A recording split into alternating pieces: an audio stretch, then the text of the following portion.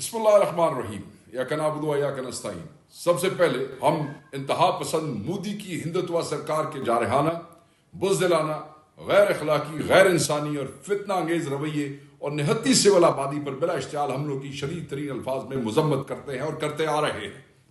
پہلگام واقعے کے بعد ہندوستان کی بدماشی پورے خطے کو کیسے تصادم کی جانب دھکیل رہی ہے جو خدا نخواستہ کسی جوہری ٹکراؤ کے دروازے کھول سکتا اور جنوبی ایشیا کو کسی بڑے المیے سے دوچار کر سکتا ہے۔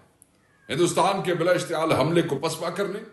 دشمن کی بزدلانہ واردات کو پیشہ ورانہ مہارت سے کھلی سبکی میں تبدیل کرنے اور سبق آموز بنانے پر ہم اپنے جوانوں کو خراج تحسین پیش کرتے ہیں۔ اس کے ساتھ ہم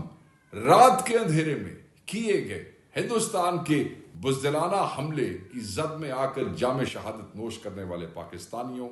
خصوصاً بچوں، ان کی شہادتوں پر رنج و دکھ کا اظہار کرتے ہیں، ان کے اہل خانہ کے غم بانٹتے ہیں اور زخمیوں کی جلد اور مکمل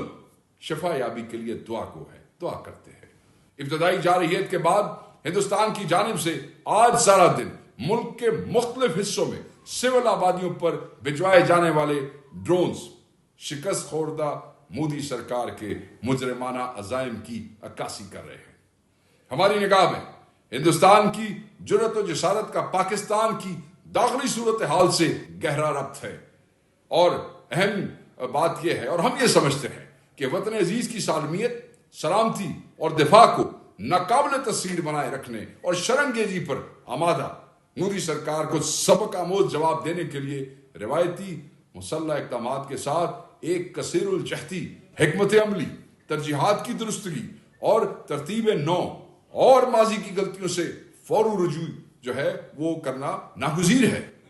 گزشتہ 3 برس میں پاکستان کو جن تجربات کی بھینٹ چڑھایا گیا ہے اور ان کے نتائج نے سماج، قانون، معیشت اور ریاست کے داخلی نظم کو تحوالہ کرنے کے ساتھ ہماری قومی سلامتی کے لیے ان خطرات کو بھی ہوا دی ہے جن کی نشاندہی عمران خان صاحب اور پاکستان تحریک انصاف نہایت دردمندی سے تسلسل سے کرتے آئے ہیں۔ شرم و حیا کو بالائے طاق رکھتے ہوئے نتائج سے بے پرواہ ہندوستان آج ہمیں جس انداز میں للکار رہا ہے، اور پاکستان کی سالمیت ہمارے شہریوں کی زندگیوں سے پوشیدہ اور کھلے کھیل کھیلنے، کشمیر کو ہڑپ کرنے اور جنوبی ایشیا میں جنگ کے شعلے بھڑکانے میں مصروف ہے۔ اس نے بطور قوم ہمارے لیے ایک ایسا چیلنج پیدا کیا ہے جو ہماری سوچ سے بھی بڑھ کر گمبھیر ہے اور پیچیدہ ہے۔ اس چیلنج سے نبر آزما ہونے کے لیے ہماری ریاست کی تیاری اور درست فیصلہ سازی کلیدی حیثیت رکھتے ہیں۔ یہ وہی ہندوستان ہے جس نے 1971 میں بھی ایسی ایک شرارت کی اور ہمارے فیصلہ سازوں کے منتشر فوکس اور غلط ترجیحات کا المناک خراج قوم نے ادا کیا۔ یاد رکھیے گا اس بات کو۔ آج پاکستان کو مکمل اتحاد اور یگانگیت اور یکسوئی درکار ہے، مگر یہ یگانگیت اور یکسوئی ملک کی سب سے بڑی سیاسی جماعت کو مشق ستم بنا کر اور قوم کے مقبول ترین قائد کو ناحق زندان میں قید کر کے حاصل کرنے کے خواب دیکھنا نری اور بالکل یہ نری حماقت اور سنجیدہ ترین زمینی حقائق سے چشم پوشی کے مترادف ہے۔ سیاست پر ریاست کو فوقیت دینے کے کھوکھلے اور بیرون نعروں کا شور ہم ایک عرصے سے سنتے آئے ہیں، مگر اب خود اہل ریاست کے لیے یہ وقت ہے کہ وہ ریاست اور مملکت کو واقعتاً وہ مقام دے جس کا وہ دعویٰ کرتے ہیں۔ آج سے 4 برس قبل مودی کو ایک شرارت سوجی تو عمران خان نے نہ صرف اس کا دماغ درست کیا بلکہ پوری قوم کو ایک سیسا پھیلائی ہوئی دیوار کی مانند ہند سرکار کی ننگی بدماشی کے خلاف یک آواز اور یکجا کیا، اور عالمی برادری پر بھارت کے عزائم، ان کے تباہ کن اثرات اور 2 جوہری قوت کے حامل ممالک کے مابین ممکنہ تصادم کے نتائج سے اہل عالم کو پوری سرگرمی سے خبردار کرتے ہوئے پاکستان کی سالمیت، سلامتی اور دفاع بھی ناقابل تسخیر رکھا، اور خطے کے امن کو بھی مودی کی شرارتوں کی بھینٹ چڑھنے سے کامیابی سے بچایا۔ آج بھی پوری قوم مینڈیٹ چوروں اور وہاں سے جمع کر کے اقتدار کی دیوار میں چنے جانے والی اینٹوں اور روڑوں کی جانب نہیں، بلکہ اڈیالہ میں ناحق قید اپنے حقیقی قائد عمران خان کی جانب دیکھ رہی ہے۔ چنانچہ ہم پرزور انداز میں دہرا رہے ہیں، بار بار کہہ رہے ہیں اور وہ یہ ہے کہ جارحیت اور جنگ کے اس ماحول میں محض عمران خان ہی قوم کو یکجا اور متحد کرنے کی صلاحیت رکھتے ہیں۔ ان نازک ترین حالات میں